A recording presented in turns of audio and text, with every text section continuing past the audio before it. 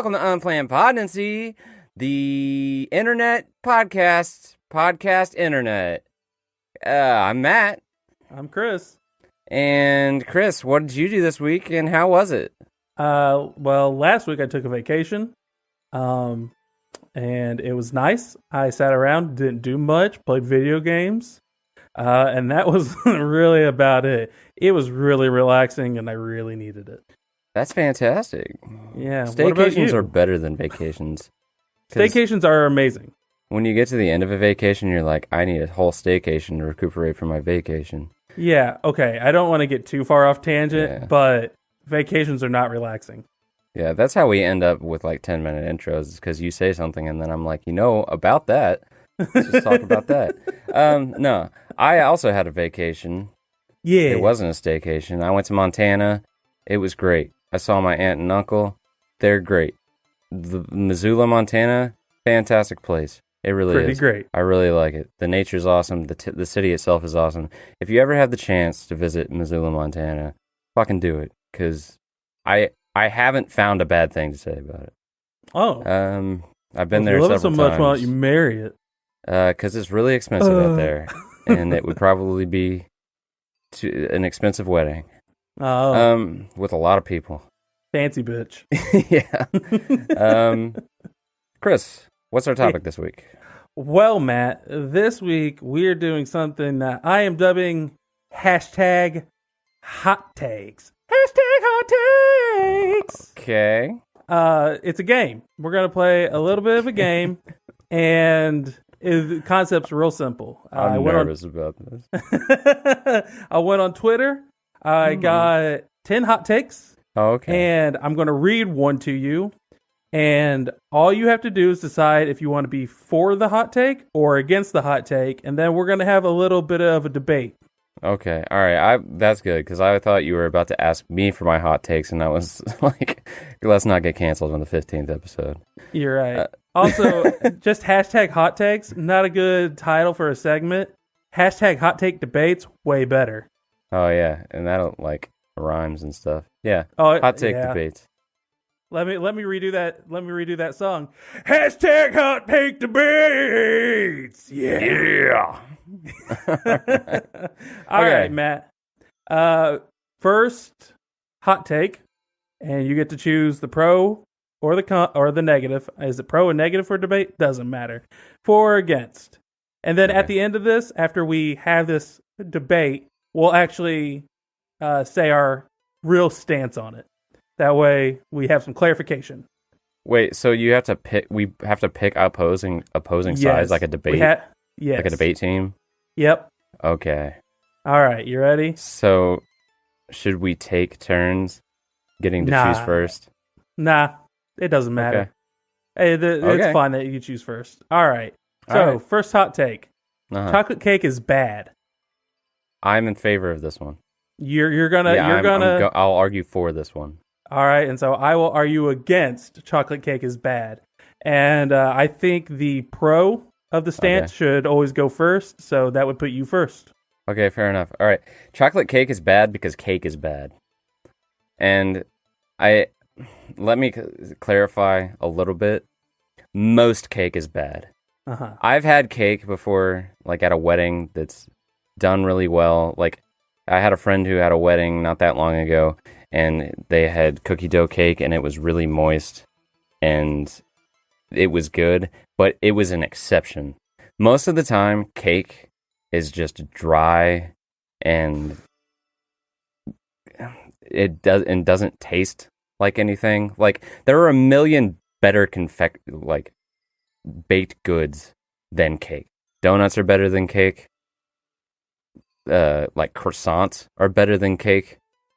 Even cupcakes are better than cake because they have it's easier to make them more consistent because they're not huge and these massive baking undertakings.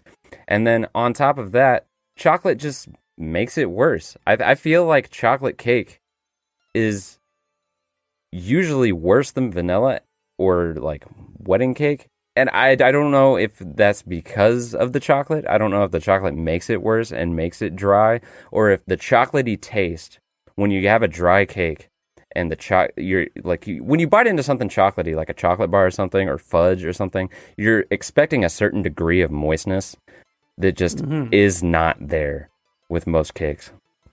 Okay. So I think when you take large enough random sampling of cakes, most of them are going to be bad, and there's going to be a higher ratio of bad chocolate cakes to bad vanilla cakes.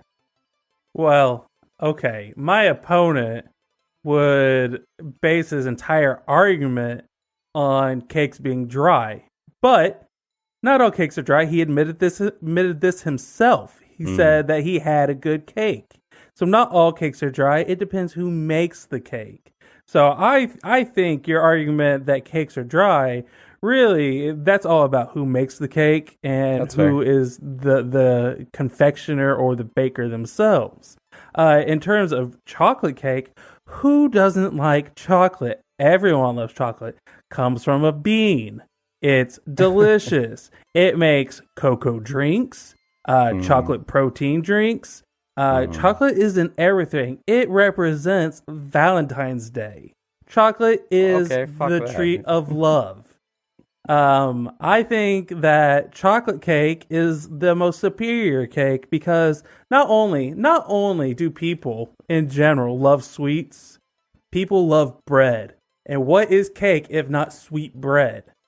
And people love sugar. They drink it in their sodas.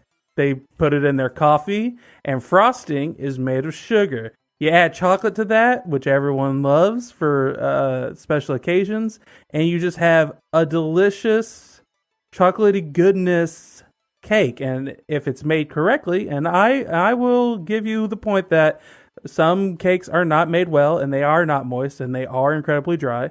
But a well-made chocolate cake is a great confection. Okay. Well, so chocolate-filled bread is a thing. You don't need cake to have bread and chocolate. And those are things I like. Like if you take a croissant that's filled with chocolate, that can be fantastic. A chocolate chip muffin, also fantastic. Chocolate cake is worse than both of those things. Because I find something that is chocolatey all the way through to actually be kind of revolting. Like, I prefer vanilla as a flavor to begin with, and it's scientifically proven that vanilla is a more complex flavor than chocolate. So, okay. So but on top of that, and maybe it's for that reason that I find things that are just a consistent chocolate taste all the way through kind of revolting. It's like there's no difference in texture, there's no difference in taste because the chocolate consistency all the way through a chocolate cake is usually the same. Whereas if you bite into something that has vanilla in it, you hit like these patches of like higher concentrations of vanilla and stuff. And so it's not as uninteresting and consistent in experience all the way through. And I prefer that. Okay, well, to your point of consistency, chocolate frosting is a very different consistency to the chocolate sponge within the cake itself. You get that creamy texture versus that spongy texture. I claim that there is a difference in consistency when eating a chocolate cake. The top part of the cake, very different from the middle part of the cake. I think that is a difference in texture. As to the revolting nature of having chocolate all the way through, you don't complain about eating a chocolate bar and being like, oh, it's just all chocolate. Of course it's all chocolate. It's a chocolate bar. So I don't like just sitting there eating a chocolate bar, though. I'd much rather eat one of those cookies and cream chocolate bars that have like the crunchy bits in them. Well, and let me tell you something.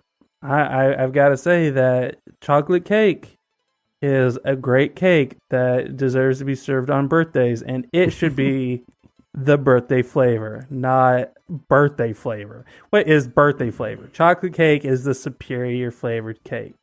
Isn't birthday cake just vanilla cake with sprinkles inside of it? Well, maybe, but that's a different topic. Matt, do you have any closing statements on chocolate cake is bad? Well, don't we have to decide on winner? I mean, I'm okay. I'll just admit that I just don't like cake very much, and on my birthdays throughout the entirety of fuck, I'm about to just delete myself from this argument because all of my birthdays throughout childhood, we didn't have a cake. We had brownies, which are chocolate. But they're better than chocolate cake. I just don't like cake, and I'm willing to just concede that I'm a Grinch and I just don't like cake, and maybe it's a me problem and not a chocolate cake problem. Well, Matt, I don't know if we have to decide a winner on each topic, but to state my actual opinion, I hate chocolate cake as well. Okay. Okay. I think maybe what we're you both stated, Grinches. yeah, I think what you stated is absolutely true. Cake is traditionally dry. Chocolate flavor being all the way through something is terrible. There is no difference. You don't get any breakup in the flavor. Yeah, no, absolutely. I'm trying to defend this stance. Hard as hell. Or the opposition to this, hard as hell. Chocolate cake's an awful type of cake, and cake in general is bad. Pie is way better. Oh, yeah. No, this hot take is not a hot take. This is just truth. No, I think people think they like cake because it happens on special occasion. Yeah, but it's such an unspecial treat. Yeah. I think if everybody just had regular access to cake and it was just a normal thing, I think more people would hate it. Yeah, it's just such a cheap treat that people make it for everything. It's just not good. I'd rather them just hand out bowls of ice cream or something. Absolutely. Yeah. All right, next one. Here we go. Men and women can't be platonic friends.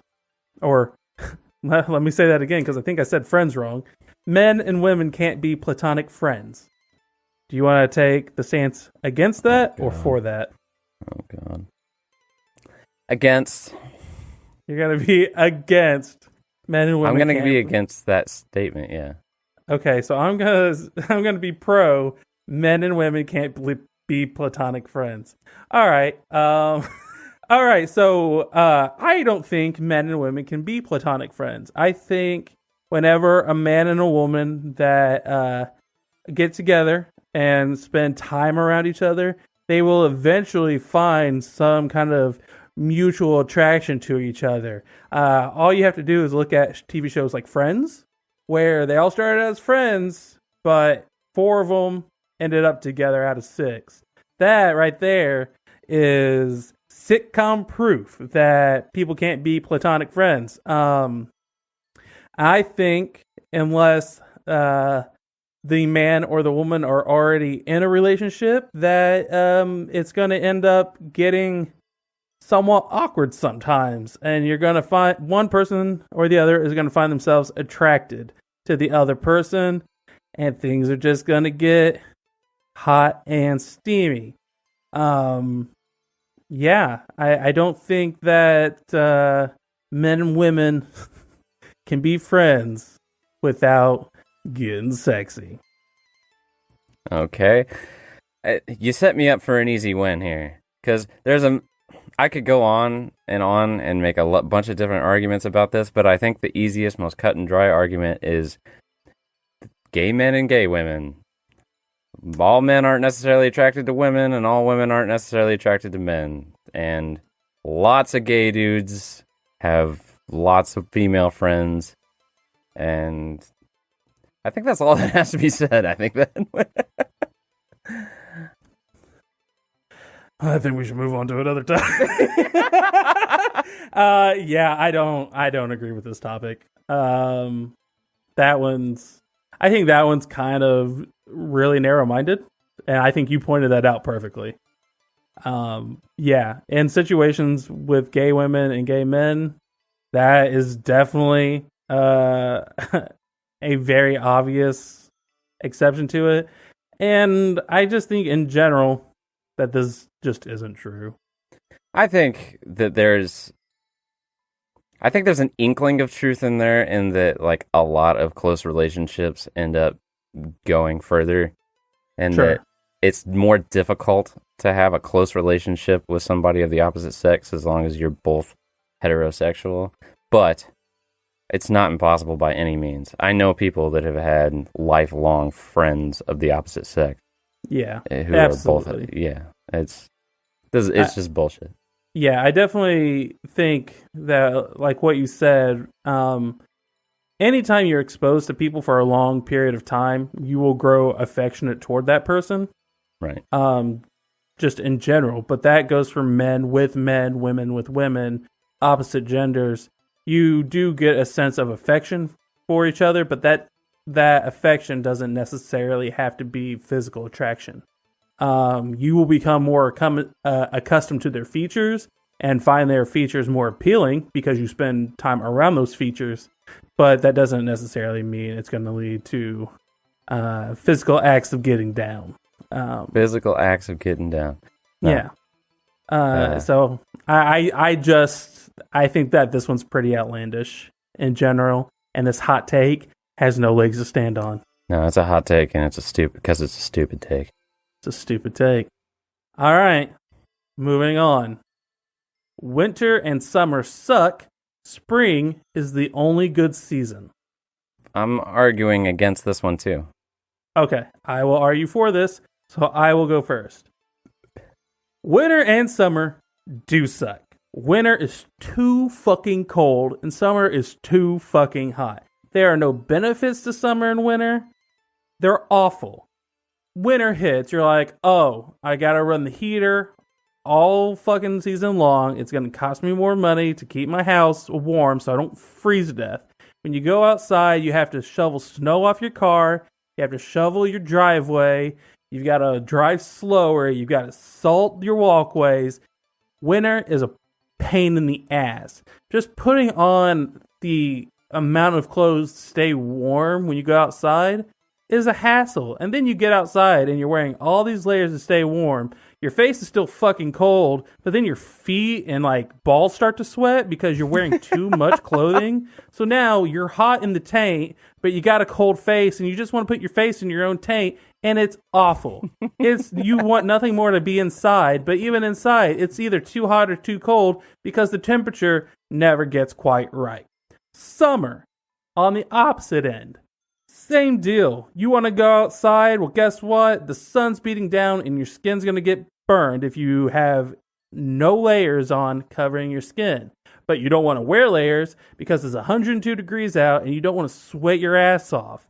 And you're like, well, it's nice weather. I could go for a swim or a jog or a bike. But no, it's too fucking hot. You'll dehydrate and all you want to do is lay inside and be comfortable. Summer sucks. You get sticky, you get hot, bugs come out during the summer, and mosquitoes bite you during the summer. It's awful. Who wants to be bitten by bugs the entire fucking season? Spring is amazing. It's not too hot. It's not too cold. There's not too many bugs. Flowers are out. It smells great. You can go outside. You can do anything during spring.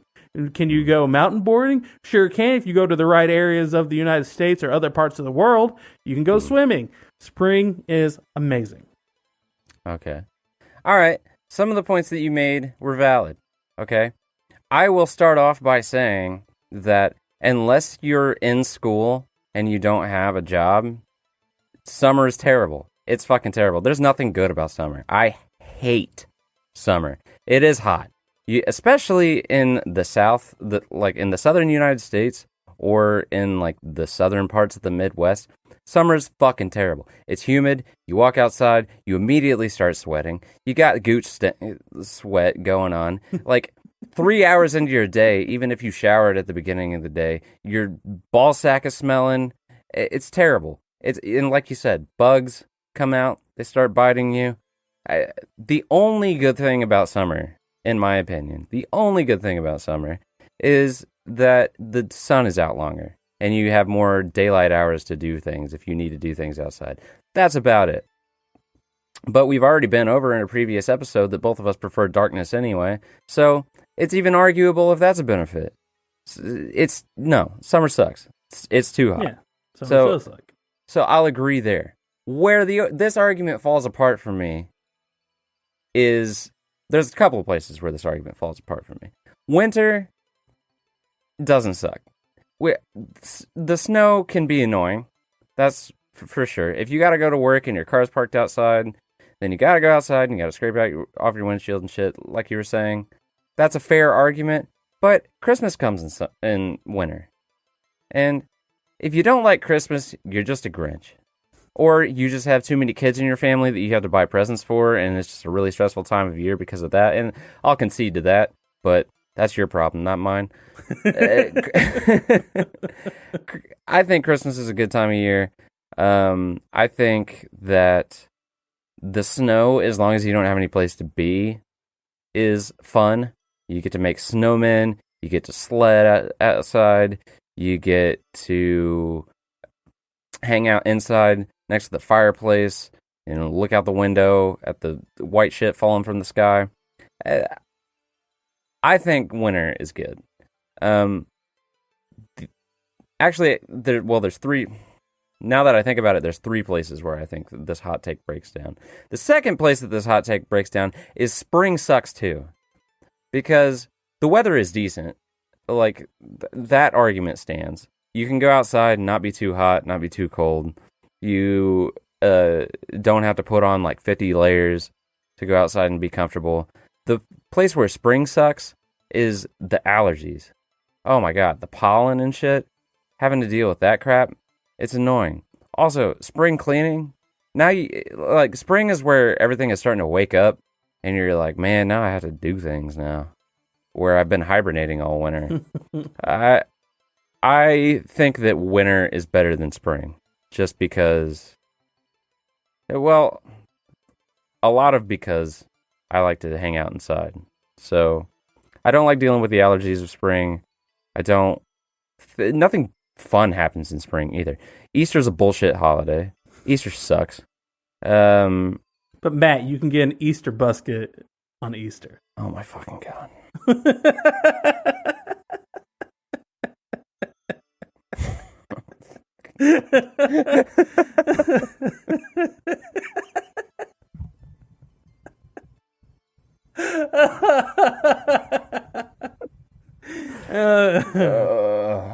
Anyway, the third and biggest place where this hot take breaks down is he didn't even mention fall, which is the best I'm sorry. I assume that this is a guy because it's such a stupid fucking take.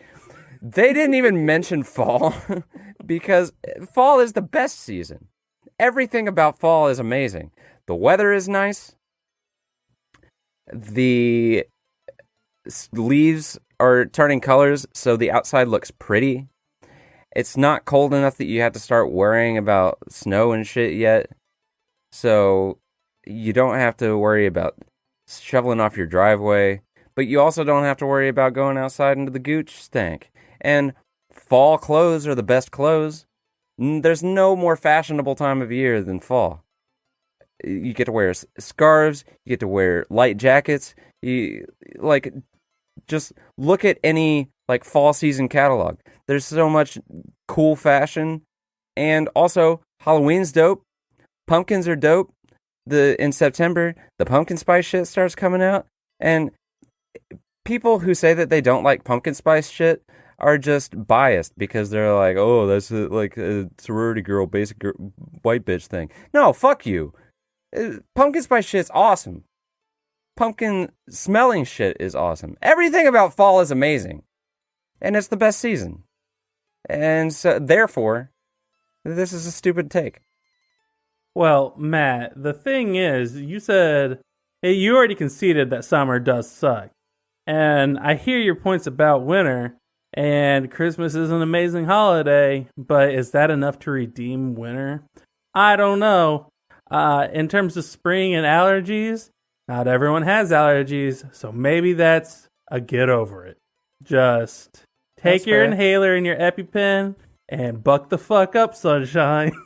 And then fall is the season for emos.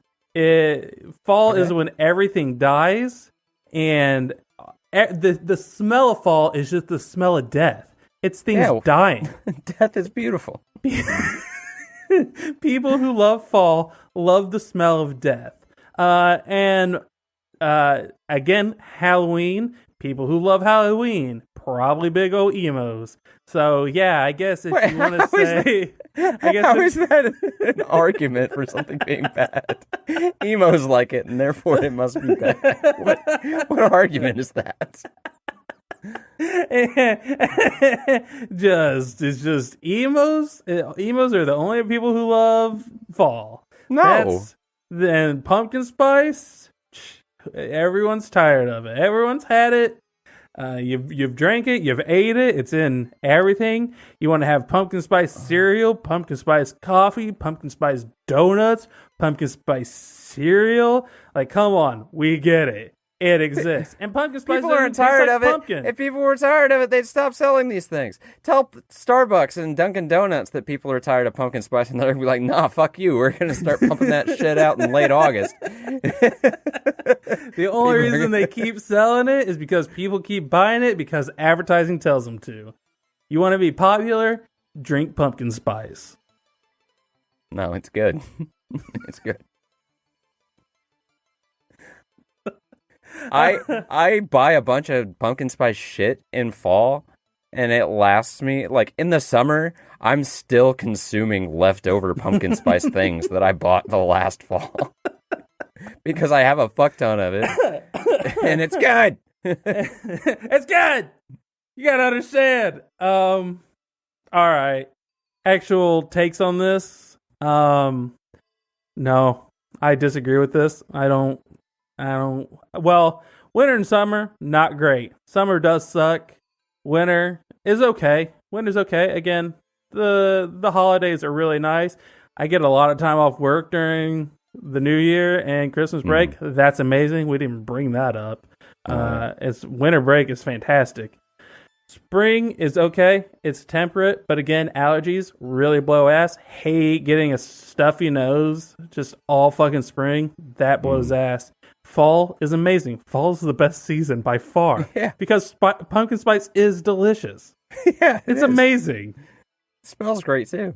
It smells amazing. Yeah. And the smell of death is fantastic. It's fantastic.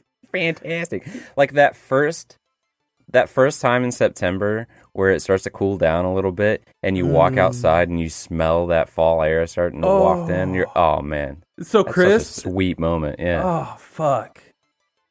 Making me hard for fall right now. Yeah. Hard for fall. Put it on a shirt. Bam, right there. Okay. Yeah, no, not a good hot take. They're wrong.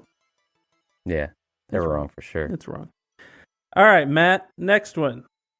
Biking and walking are superior to driving. Ooh, I'm going to let you pick first.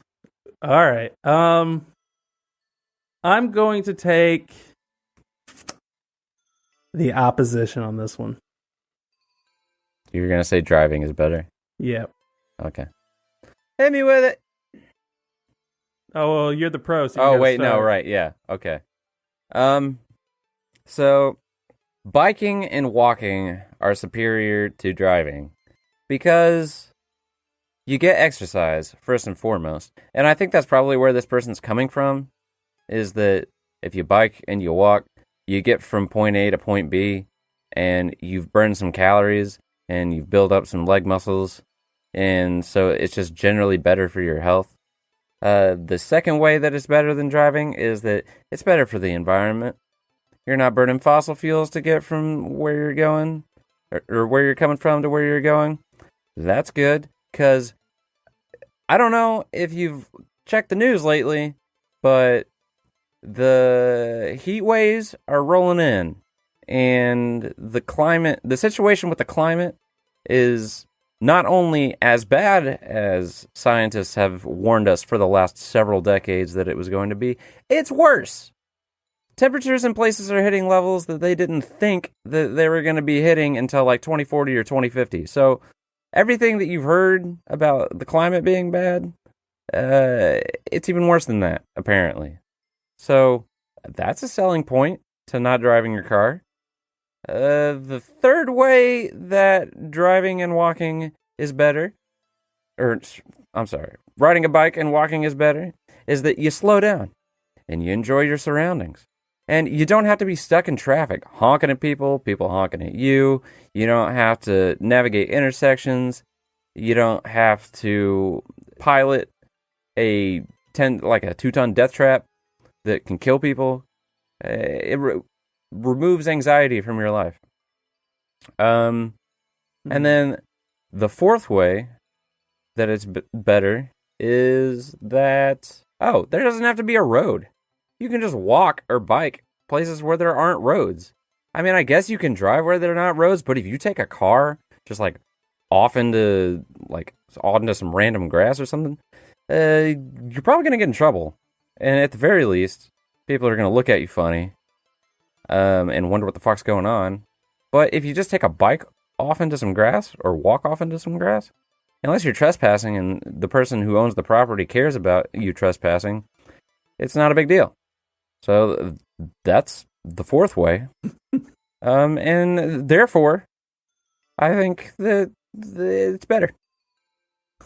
And therefore, I think it's better. Yeah. Very. That's my stance. It's better.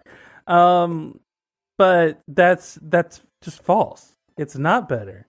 Now, let me lay down some hard facts. How are you going to get from Michigan to California walking or riding a bike? You're not going to get there. You're going to fly. Someone's going to drive that plane. Or you're going to drive a motor vehicle. Long form transportation or long distance transportation has to be done through driving.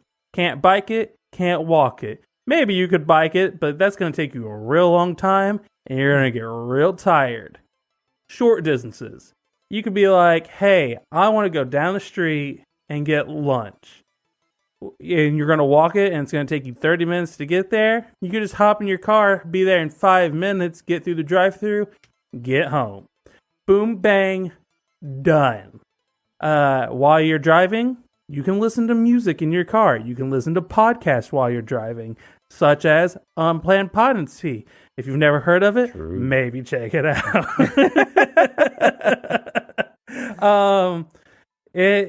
You want to avoid roads while you're driving? Get a fucking golf cart. You can drive those on grass. People do it all the time on golf courses. Get a dirt bike. Doesn't have to be on a road. Can go through grass.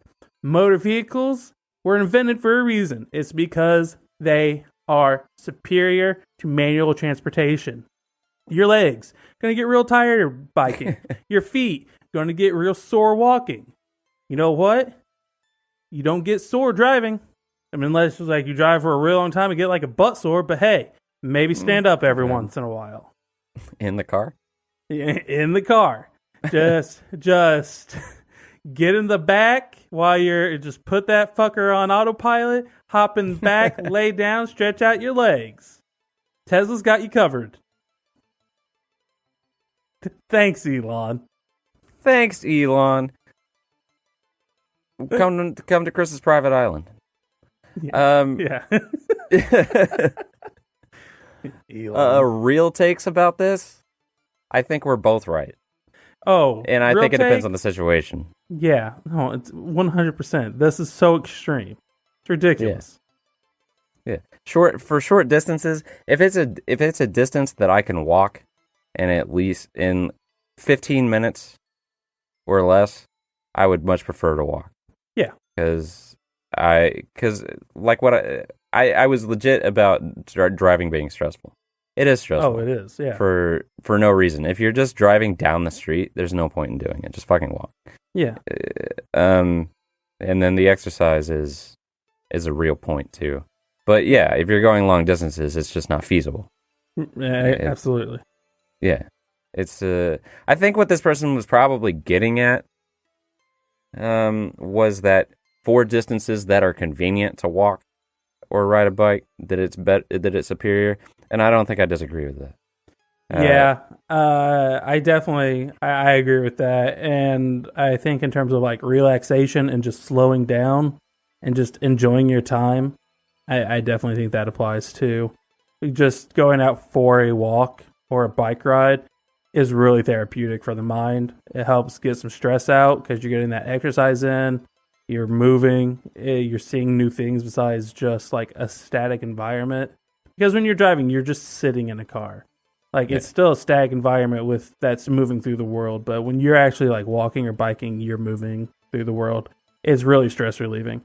But absolutely, for large distances, you're going to drive. You have to drive. It's not feasible to cross the state on a fucking bike on a normal basis. Yeah. I will say that some people seem insistent on biking in places where it's not appropriate. Like back roads in small towns where it's like a 30-minute bike ride to town and you are causing issues with traffic. Yeah. And you're going to be hot and sweaty by the time you get to wherever you're going. Like, yeah, don't do that.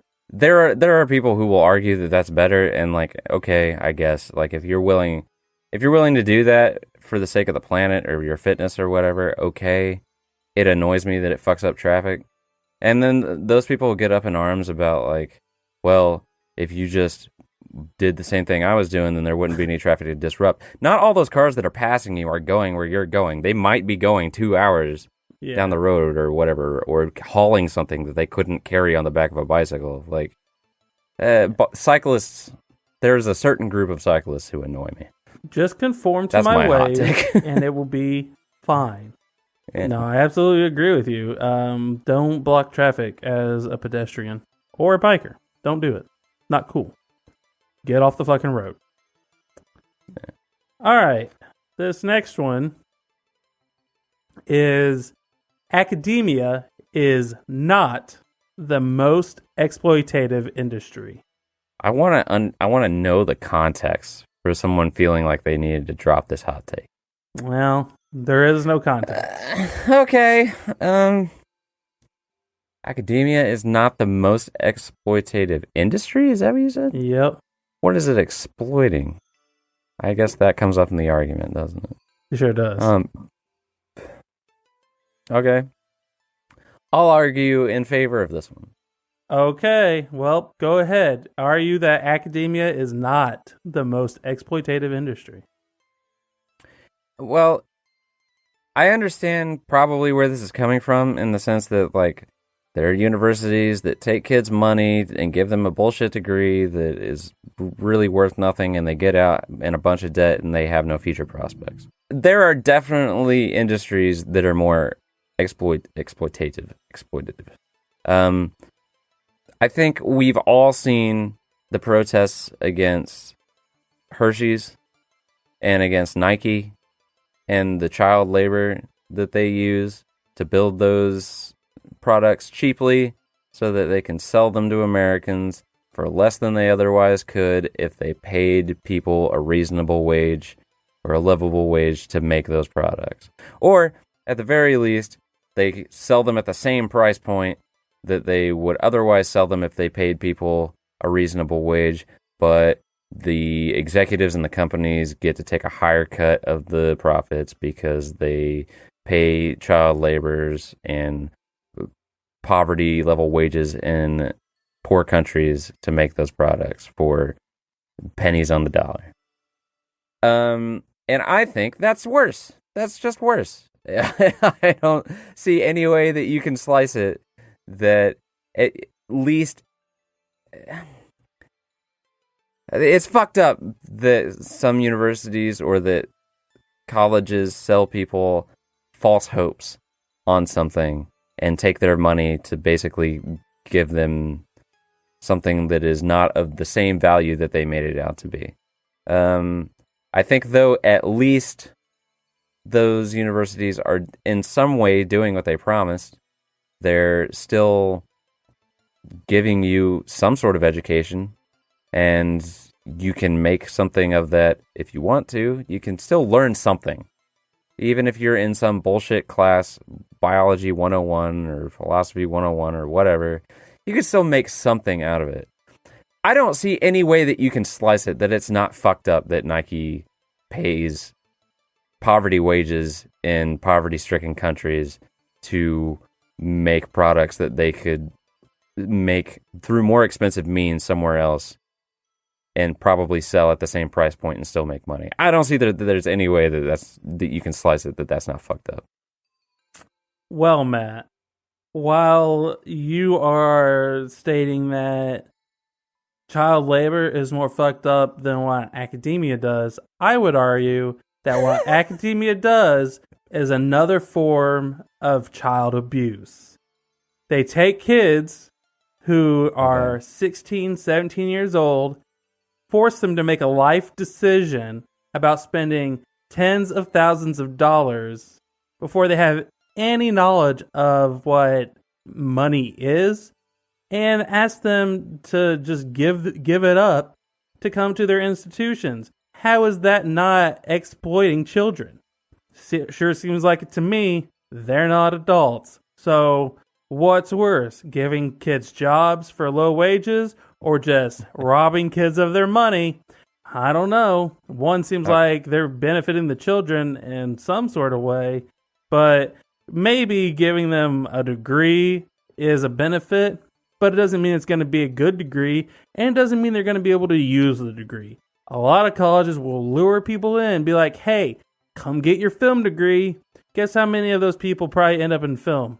Almost none. They're probably going to end up being accountants or something after they get their film degree and just end up doing something else and having wasted 4 years on some bullshit degree. Academia, again, makes you make a life decision real fucking early before you have any knowledge of how the world works. That seems real exploitative.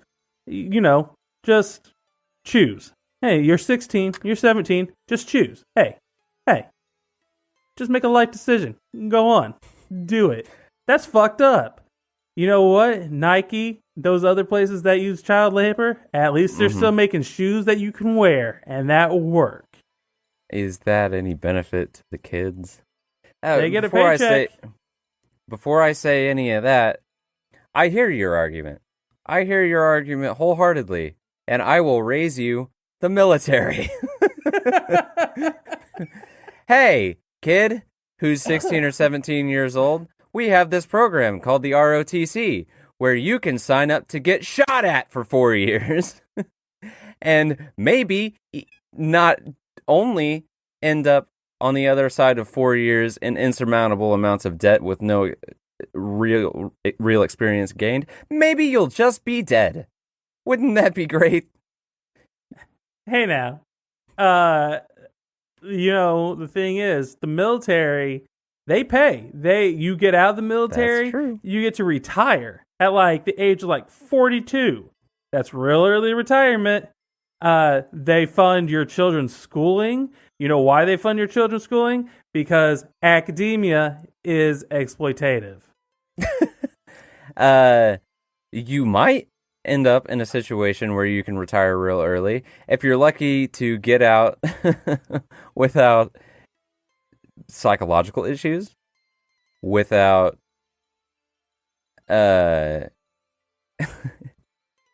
socialization issues and trauma that prevents you from reassimilating into civilian society.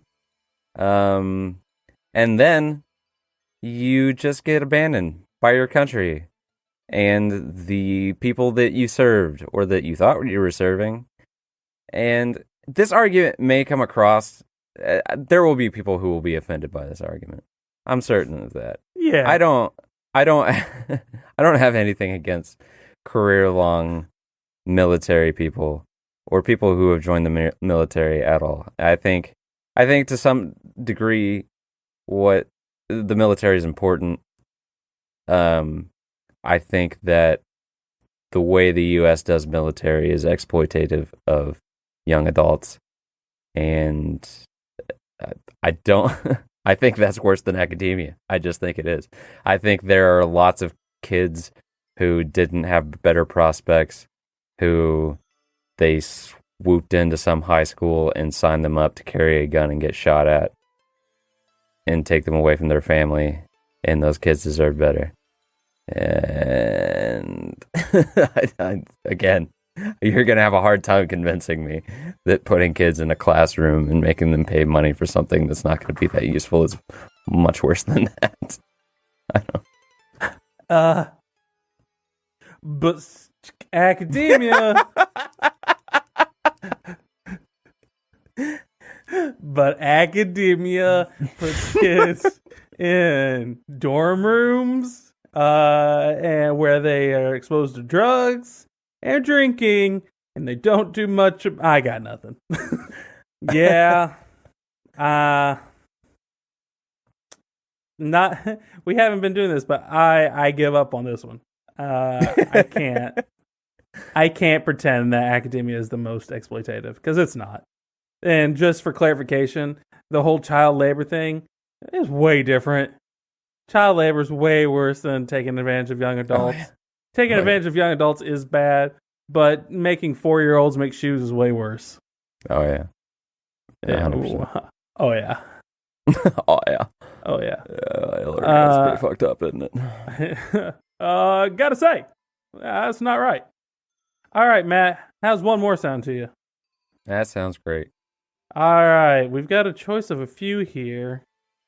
So I'm going to let you choose this time. I'm going to read all of the options to you, and you get to choose which one you want to do. And you get to choose your stance. All right? Here we go. So your first option, video game guides build a community for the game. Number 2, pretty privilege is not real. Number 3, there is too much sexual content on social media. Number 4, pineapple is good on pizza. And number 5, everyone should have to serve in the military at some point. Okay. I'm gonna go with, what was the second to last thing? Second to last thing is pineapple is good on pizza. No, okay, what was the one before that? There's too much sexual content on social media. I'm gonna argue against that. So I'm arguing for there's too much sexual... Okay. Yeah. All right. When I get on Twitter, when I get on Facebook, when I get on Instagram and TikTok, you know what I'm constantly barraged by? Titties. Titties all the time. All I see is titties. It's just girls bouncing. It's girls jiggling. It's girls in cosplay. You know what? Sometimes I just want to see a good old-fashioned DBZ video or, some Marvel content. Someone talking about video games or movies. It'd be real nice to go on there and, look at that stuff and, see something I'm interested in without seeing, a woman bouncing or a dude just, ripped to the teeth with his V showing and the top of his cock out. And because you know what, I get on there to look at entertainment stuff, and I start seeing softcore porn, and now I just want to jerk off. Now it's changing the flow of my day. There's just too much of it. It's just constant barrage. Whether you're looking for it or not, you're just seeing sexual content on social media. Chris, you know what I almost never see by accident? Sexual content on social media. We have Unplanned Podnancy social media accounts, and I check each one at least once an hour, at the very least. And you know, I couldn't even tell you the last time that I checked one of our social media accounts and accidentally saw a titty. The thing is, the algorithms of social media have been fine-tuned so much, so specifically to defeat this problem that I'm not convinced that this problem exists anymore. If you go to YouTube, if you do anything remotely sexual on YouTube, your videos get demonetized. They stop recommending them. If you even swear excessively on YouTube now, they stop recommending the videos.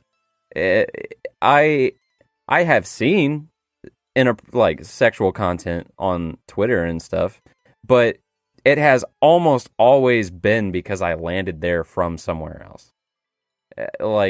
I am never scrolling through Twitter and it's just titties. On the rare occasion I may see, and this is just because might be on a profile that has something to do with anime conventions or something like that, I may see a scantily clad woman doing cosplay or something. But by and large, I just do not think this is an issue. And I really want to know what situation the person who made this hot take has ended up in that they perceive this as an issue.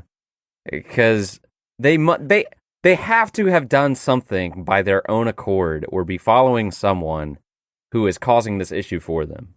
Because Twitter, even if they even have an AI that will flag things, like that looks at images whenever you upload them, and if it thinks there's something in it, like a dick or something, it'll blur it out and make you accept something before you can even see the image. And half the time, that happens on pictures that aren't even remotely like sexual in nature. So like I said, I just have a hard time believing this is actually an issue for someone. But what about for people who want to look at topics such as cosplay, and they want to see really cool outfits, and they want to see really cool cosplays of their favorite characters, but instead they get a woman in a bikini with like an eye patch and be like, I'm Jack Sparrow. And she's got like a hat on and like a parrot. And it's like, that's not Jack Sparrow. That's you in a bikini with a pirate eye patch. But it pops up under cosplay with 10,000 likes because it's a hot woman in a bikini. Is that fair to them? I think that's not. I don't think that's an issue with social media. I think that's an issue with the cult, with like the group that they found themselves in. Because if you look at a video of an anime convention, I've actually never been to a convention where there would be a lot of cosplaying. But if you look at just any random video of a convention, that like a third of the people in the crowd are like that. And so I don't think that's an issue with social media. I think that that's just an issue with these groups that these people have chosen to involve themselves in. And the issue here is not with social media.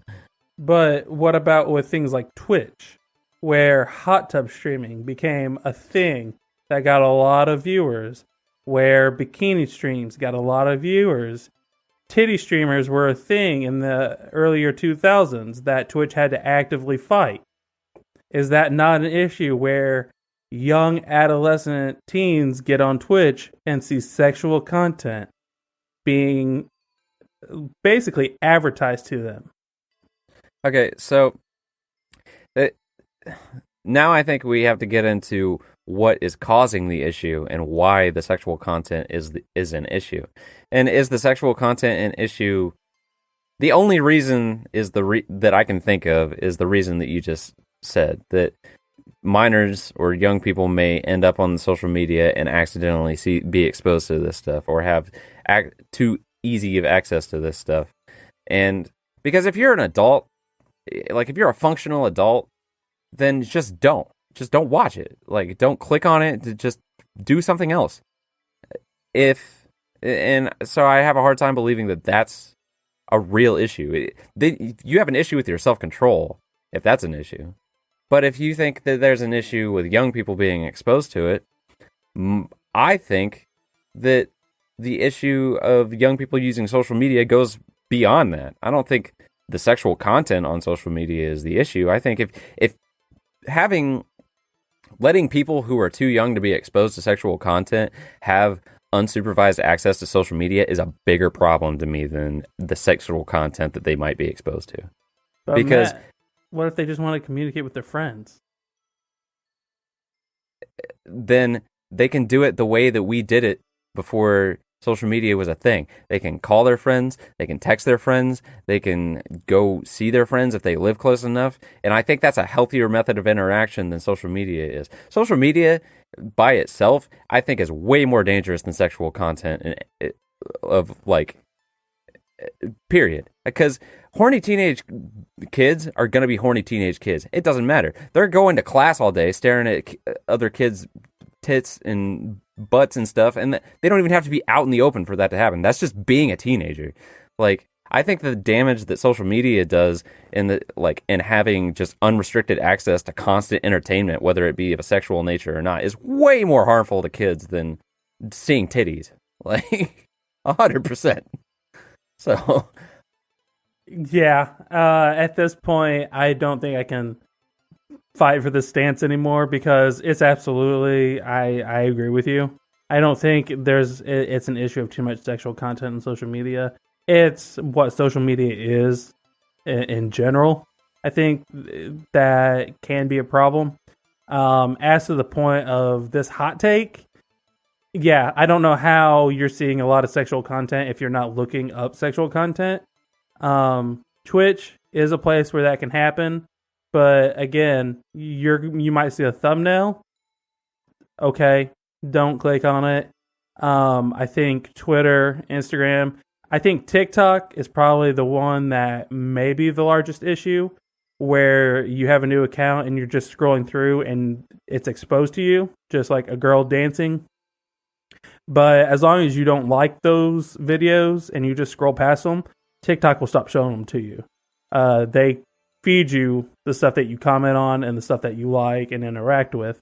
So yeah, I really don't think that this is an issue. There is plenty of sexual content on social media if you want to go look for it.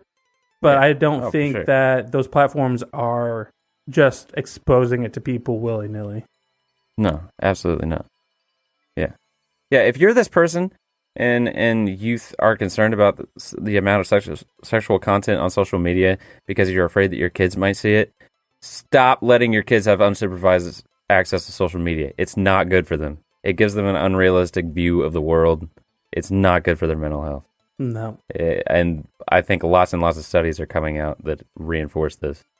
Yeah. Don't let your kids have unsupervised access to social media. Watch your kids. Take care of your kids. Supervise them. Yeah.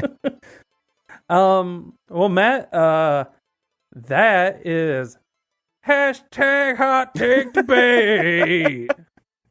And I think to the viewers out there listening, we appreciate you listening. Matt, do you have any closing statements on any of these subjects? Closing statements on any of these subjects? No, I think the ones that I actually felt passionate about, I think I probably went too long and ranted about, like the last one. So I'm not going to revisit any of them. I will go back to the military. If you're in the military or you know someone who's in the military, I don't have any disrespect for them. And I respect them putting themselves in danger and doing that for us. And the military does do good things for some people. Like some people, that is where they should be and where they find their calling and stuff. And that's great. The thing that I take issue with is I think that there's a predatory nature to a lot of the branches of military and coming into places where there are very young adults who are not equipped to make those decisions yet. Yeah. And I question that. Yeah, I agree with you. I think both colleges and the military both fall into that category. Honestly, I think that's a real point that we brought up, is that people take advantage of young adults entering adulthood after high school. And I think that is a whole subject in of itself. But yeah, that's a real problem. But as to the military itself, there are people doing a great service and serving the country, protecting the country. So we here at Unplanned Podnancy respect that and appreciate your service. But, as with all good things, there are issues. Yeah. So, yeah, that's all I think I had to say about that. I will do a little bit of housekeeping before we wrap up. Let's do it. If you follow our social media pages, you'll have seen that Podnancy Plays, the gaming channel that we've been talking about for the last month or so, we are going to take a hiatus or an indefinite hiatus from doing that on a weekly basis because, I don't think there's any reason to not be forthcoming about it. It took a lot of time, and people weren't watching it. And I don't think that the amount of time that we were putting into it really made up. I don't think we were getting enough value out of the time we were spending on it. No. So we've decided to stop doing that. It may come back at some point in some way. It just probably won't be on our regular schedule. So if that was something that you enjoyed watching, sorry. But I mean, there's 5 episodes there. You can go watch those if you haven't yet. And there will probably be something else at some point. It's just not going to be regularly scheduled like it was. Yeah, we've got to figure out exactly what we're doing with Podnancy Plays. From my perspective, it was definitely taking up more time than Unplanned Podnancy. And it was meant to be a platform to help draw people into this podcast, which is the real project that we're working on. So the scheduling kind of got lopsided there. So working to balance that out, make sure that the podcast, which is what we want to put effort into, is getting the attention it deserves. And what Podnancy Plays ends up being is up in the air for the future, but I doubt it's just going to sit there and rot away. We'll figure something out. Yeah, we'll probably do something with it. But yeah, like Chris said, I don't think we don't want to get distracted and spend too much time in the places that aren't the most beneficial to be spending time on. With that said, there is new stuff on the merch store. If you go check out unplannedpodnancy.com and go to the merch page, there's t-shirts and mugs and crap with the new Unplanned Podnancy logo on it. I hope everybody likes the new Unplanned Podnancy logo. Yeah. Apple Podcasts, I still can't get the cover art to update. I have tried everything. I've gone as far as deleting our RSS feed from Apple Podcasts and re-adding it, and it still uses the old one. And I don't understand why. That's strange. So, if you listen on Apple Podcasts, you're still looking at as of right now, you're still looking at the old logo. I'm trying to figure that out. I don't know what the deal is. But yeah, anyway, unplannedpodnancy.com. Links to all the social media pages and the merch store. I think that's all I've got. Chris, anything you want to say? Thank you very much for watching.